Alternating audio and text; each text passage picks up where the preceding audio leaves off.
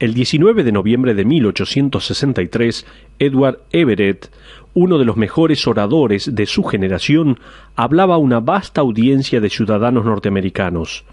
La prensa de todo el país había llegado para escuchar hablar a Edward y a otro hombre. Edward habló primero, dio un discurso de 1 hora y 57 minutos, interrumpido repetidamente por numerosos aplausos de la audiencia. Una nación dividida presenciaba este momento histórico con una gran necesidad de dirección y conciliación después de la guerra civil. Los periódicos del día siguiente alababan el discurso de Everett, al cual colocaron en la primera plana, dándole así la preeminencia. Ahora era el turno del segundo orador. Parándose frente a la audiencia, éste se acomodó los anteojos y procedió a dar un discurso de 2 minutos. Muchos de ustedes ya saben de este discurso de 2 minutos que Abraham Lincoln, presidente de los Estados Unidos en aquel entonces, proclamó. El mismo comienza de la siguiente manera. Hace 87 años, nuestros antepasados trajeron a este continente una nueva nación, concebida en libertad y dedicada a la idea de que todos los hombres fueron creados iguales.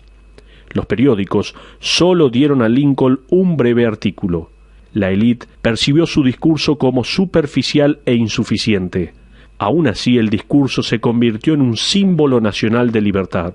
Me parece interesante descubrir en la enciclopedia en carta de Microsoft, a donde busqué esta información, que 1 semana después, Abraham Lincoln recibió una nota de parte de Edward Everett que decía lo siguiente: «Ojalá pudiera jactarme de haber llegado tan cerca de la idea principal del discurso en 2 horas, de la manera en que usted lo hizo en 2 minutos. Hubo una vez un hombre que oró al Dios de los cielos por su nación, la cual se encontraba dividida, dolida y en pecado. Dicha oración quedó grabada en Nehemías capítulo 1.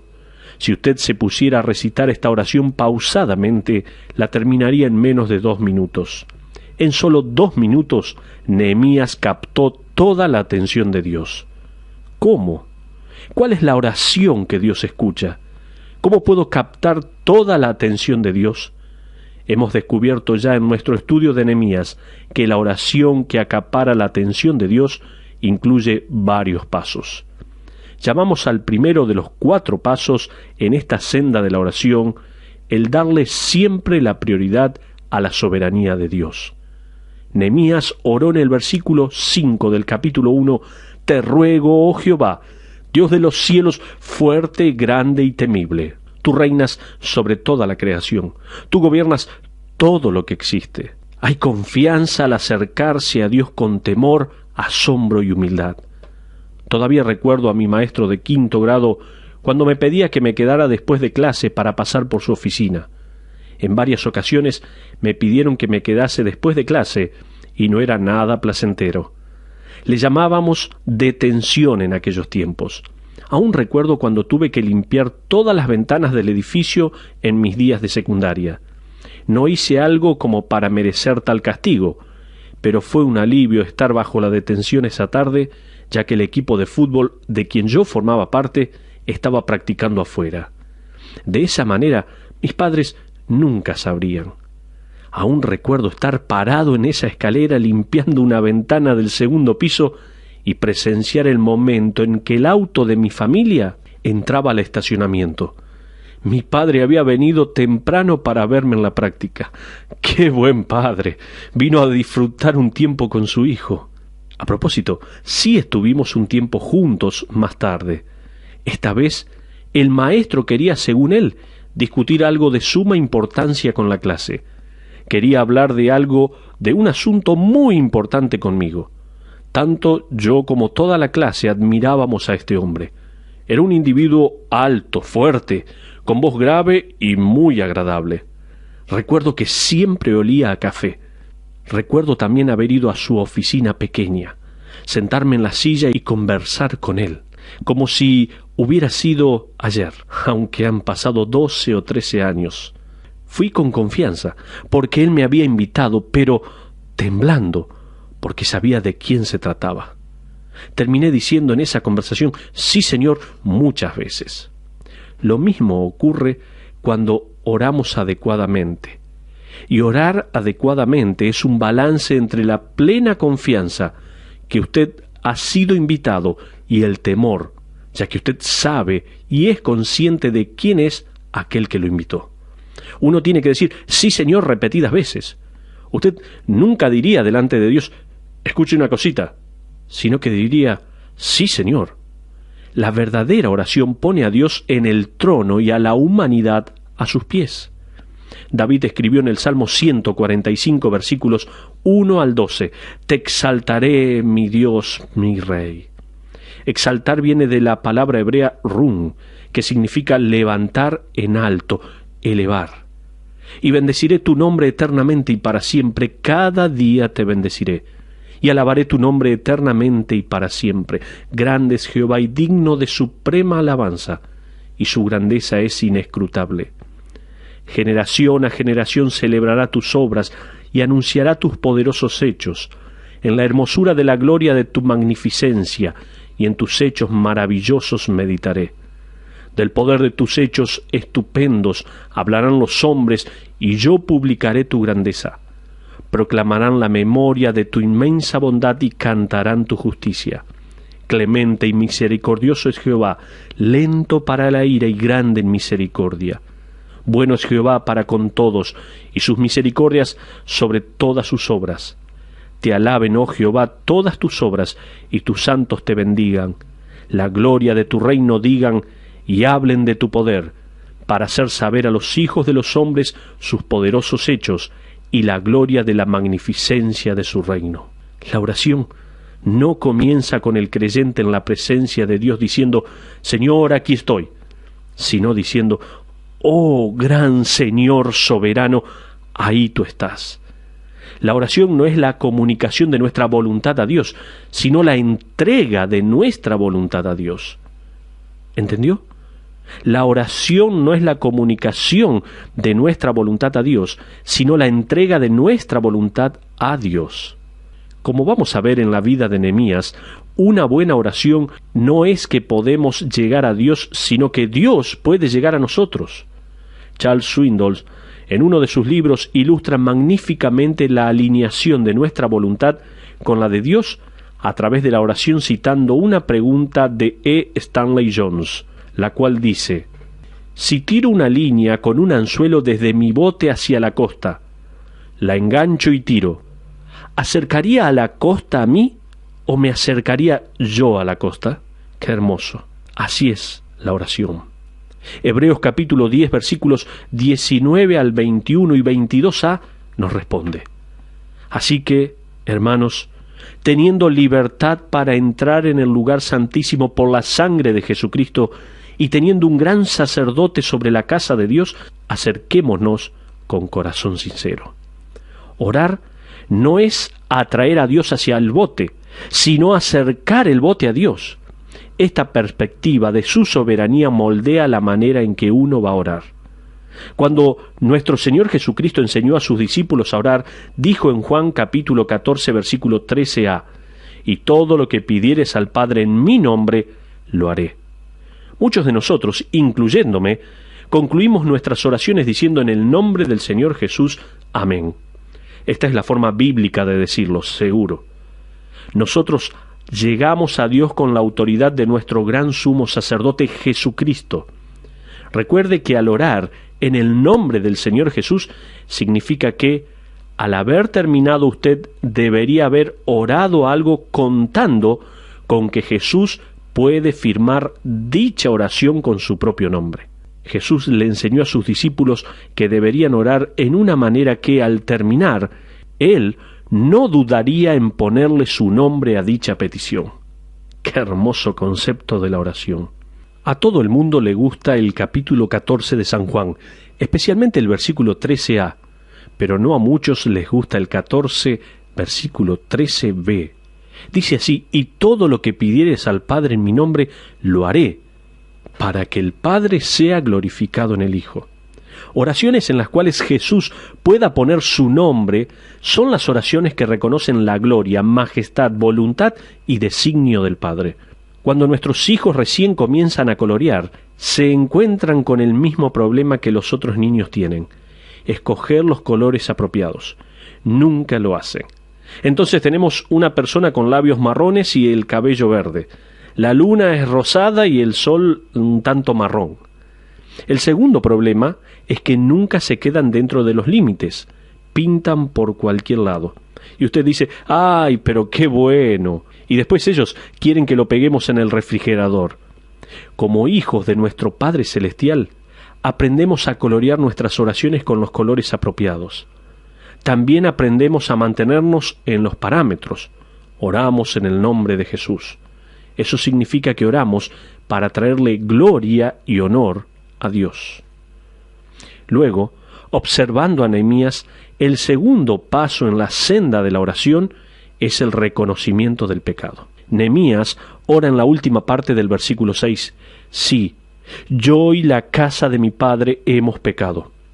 La oración que Dios escucha es la que no solo confiesa su soberanía, sino que confiesa nuestros pecados. Por si acaso, si usted no reconoce su pecado, Dios hace, por decirlo así, oídos sordos a sus oraciones. De hecho, hay dos tipos de personas a las cuales Dios no escucha sus oraciones. Primero, las oraciones de los incrédulos no son escuchadas. Salmos, capítulo 34, versículo 15 al 17a, David dice así: Los ojos de Jehová están sobre los justos, y atentos sus oídos al clamor de ellos. Claman los justos, y Jehová oye. La palabra justos tiene que ver con uno delante de Dios, no con la perfección de uno ante los hombres. Tenemos la justificación de Cristo. Pablo nos dice en 1 Corintios capítulo 1, versículo 30, habiendo depositado nuestra fe en Él, y dice así la palabra de Dios: Mas por Él estáis vosotros en Cristo Jesús, el cual nos ha sido hecho por Dios sabiduría, justificación, santificación y redención. Parte del engaño del corazón y en parte el engaño general de Satanás es que las personas pueden ser oídas por Dios y a la vez rechazar la verdad del Evangelio de Cristo. Esto es inconcebible. Las encuestas muestran que el doble de las personas que creen en el Evangelio oran a Dios. Haga la prueba y pregúntele a alguien, ¿ora usted a Dios? Claro que sí. Y él ha contestado algunas de mis oraciones.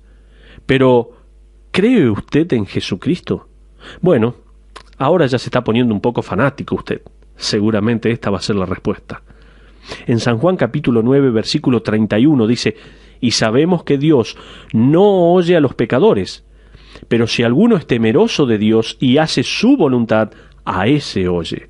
La primera oración que un incrédulo recita y Dios escucha es la de arrepentimiento, pidiendo la salvación personal a través de Jesucristo.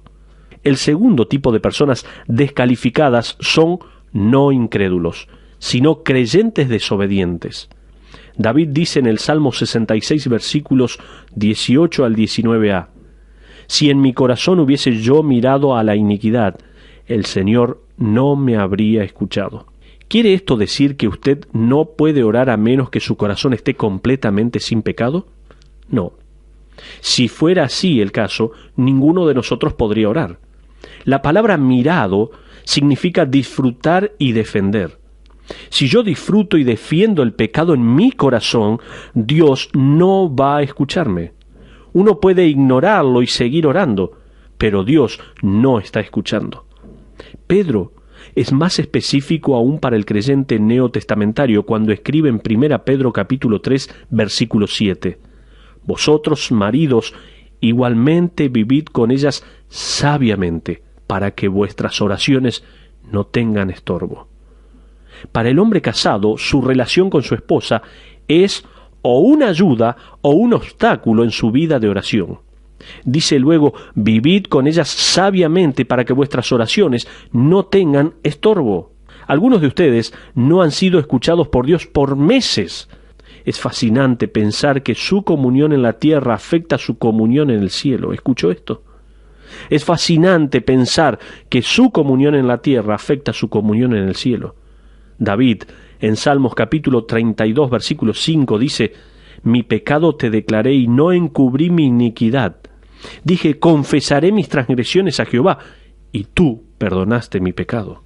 Nehemías dijo en el capítulo 1, versículo 6b, en su oración que llamó la atención máxima de Dios, sí, yo y la casa de mi padre hemos pecado.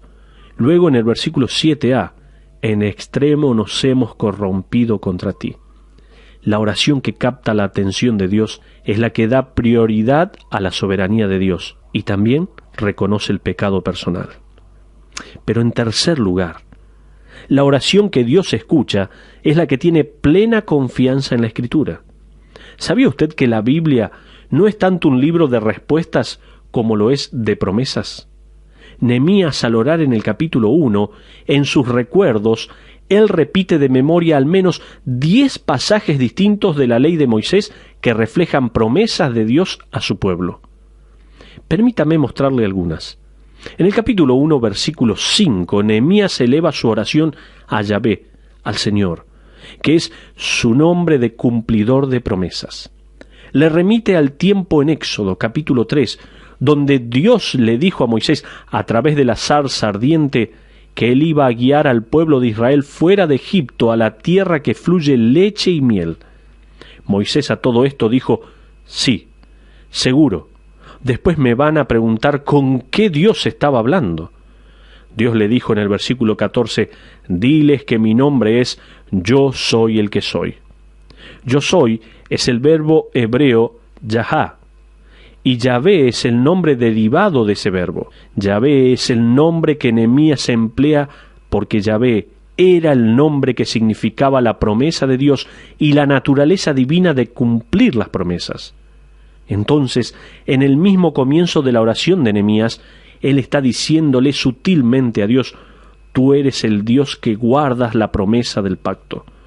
No hay sutilezas en la próxima frase. Fíjese el versículo 5b, que guarda el pacto y la misericordia a los que le aman y guardan sus mandamientos. A continuación, una paráfrasis de la cita de Éxodo capítulo 20, versículo 6, donde Dios le dice a Moisés, yo el Señor tu Dios soy, el que trato con amor por 1000 generaciones a los que me aman y cumplen mis mandamientos. Nehemías está reclamando la promesa de Dios hecha cientos de años antes en el monte Sinaí. Fíjese en el versículo 8 donde Nehemías dice, acuérdate ahora de la palabra que diste a Moisés tu siervo. Y luego cita Levítico capítulo 26 versículo 33 al decir, a ustedes los esparciré entre las naciones. Prosigue en el versículo 9 con citar Deuteronomio capítulo 30 versículos 2 y 4. Si se vuelven al Señor y lo obedecen de todo corazón y con toda su alma, aunque los desterrados de ustedes estén esparcidos en los lugares más lejanos del mundo, de allá los hará venir el Señor su Dios y hasta allá irá a buscarlos. Poniéndolo en otra forma, Nehemías dice, escúchanos, Dios cumplidor de promesas. Tú has prometido que si éramos infieles seríamos esparcidos. Ahora, ¿podrías prometernos, por favor, que si regresamos a ti, nos restaurarás en el lugar donde mora tu nombre? Esa última frase es una cita de Deuteronomio capítulo 12, versículo 5. Luego en el versículo 10 de Nehemías 1, Nehemías replica a Dios una paráfrasis de Éxodo 32, versículo 11, donde Moisés también intercedía por el pueblo rebelde.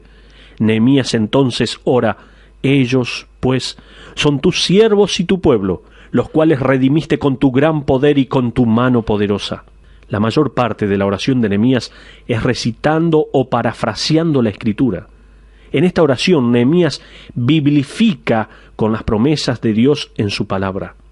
Él está aferrado a la palabra y la palabra de Dios estaba aferrada a él. ¿Cuán importantes son las promesas de Dios para usted? ¿Qué importancia tienen las promesas de Dios para usted? La razón por la cual usted cree en el cielo es, como se nos dice en Tito capítulo 1, versículo 2, que tenemos vida eterna, la cual Dios, que no miente, prometió desde antes del principio de los siglos. La razón por la cual usted cree que vivir piadosamente es posible aquí y ahora es porque Pedro dice en el capítulo 1 de la primera epístola, versículo 4, que Dios promete una herencia incorruptible, incontaminada, inmarcesible, reservada en los cielos para vosotros. Dicho de otra manera, Todo lo relacionado a la vida y a la piedad está disponible a través de sus magníficas y preciosas promesas. Nunca se olvide que la razón por la cual usted cree que puede orar es porque la Biblia, en Hebreos capítulo 10, versículo 19, promete que usted puede hacerlo diciendo: así que, hermanos, teniendo libertad para entrar en el lugar santísimo por la sangre de Jesucristo.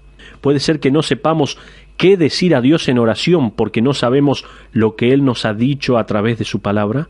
Puede ser que vivamos nuestras vidas en temor y ansiedad porque nos hemos olvidado de la promesa que Cristo intercede por nosotros y a nuestro favor. Charles Swindoll, en uno de sus libros, cita a Robert Murray McCheyne al decir, unos 100 años atrás: si pudiera oír a Jesús orando por mí en la habitación de al lado, no temería a 1.000.000 de enemigos.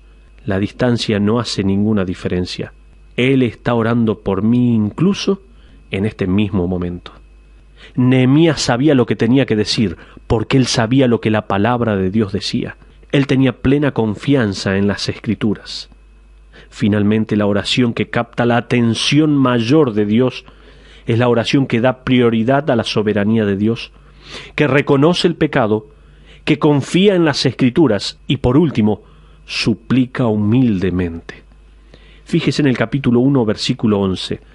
Te ruego, oh Jehová, esté ahora atento tu oído a la oración de tu siervo y a la oración de tus siervos, quienes desean reverenciar tu nombre. Concede ahora buen éxito a tu siervo y dale gracia delante de aquel varón, porque yo servía de copero al rey. Es interesante ver lo último en la oración de Nehemías es una petición. El capítulo 2 va a darnos detalles de lo que Nehemías tenía en mente. Pero, ¿se dio cuenta? En este versículo, Nehemías se ofrece como voluntario para ser parte de la solución de Dios al problema de Jerusalén. Se dio cuenta que lo más emocionante de orar no es recibir una respuesta, sino ser la respuesta. Un autor que conocí a través de mi estudio del libro de Nehemías usando sus comentarios contaba de un artículo periodístico de un joven que llegaba a Filadelfia desde Corea para estudiar en una universidad. Este joven se graduó y continuó estudiando para una maestría en la Universidad de Pensilvania. Una noche se dirigió a la oficina postal para enviar una carta. Caminando por la calle se encontró con un grupo de jóvenes que lo acorralaron y le demandaban que les dé de su dinero.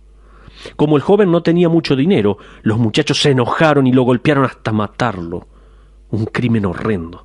Más tarde, la policía de Filadelfia apresó a los delincuentes. El juicio captó la atención de los medios internacionales. La familia de la víctima viajó desde Corea para estar presente. Al concluir el juicio, estos delincuentes fueron condenados por asesinato. Antes de que el juez dictara la sentencia, los padres de la víctima pidieron decir unas palabras. Ante una sala repleta, estos padres se pusieron de rodillas frente al juez y le pidieron que les entregara a los jóvenes que mataron a su hijo. Ellos no comprendían el sistema, pero eran creyentes y le pedían al juez que les permitiera llevarse a esos muchachos a Corea. Prosiguieron explicando que estos delincuentes necesitaban el amor de unos padres y el amor de Cristo, cosas que nunca tuvieron. El juez no tenía la autoridad para concederles esto. Les explicó que en la jurisprudencia norteamericana las cosas no funcionan de esta manera. Si bien la petición de ellos fue rechazada, su testimonio brilló grandemente en un mundo oscuro. ¿Cuántos de ustedes se han puesto de rodillas ante el gran juez santo, el Dios de los cielos y la tierra, el Dios de misericordia y justicia, para pedirle por este mundo en ruinas? Las oraciones que están enfocadas en algo y no en nosotros mismos y nuestras necesidades, problemas y dolencias, que nos ponen como voluntarios al servicio de Dios, son las que hacen la diferencia. ¿Quiere usted hacer la diferencia? ¿Quiere ser parte de la solución divina para un mundo en ruinas? Espere un momento, porque va a necesitar toda la atención de Dios. La obtendrá a través de la oración, comenzando prioritariamente con la soberanía majestuosa de Dios. Luego pídale que quebrante su propio corazón para reconocer su pecado. Luego puede descansar plenamente en las promesas de Dios. Y por último, en humildad, entregarle una vida dispuesta.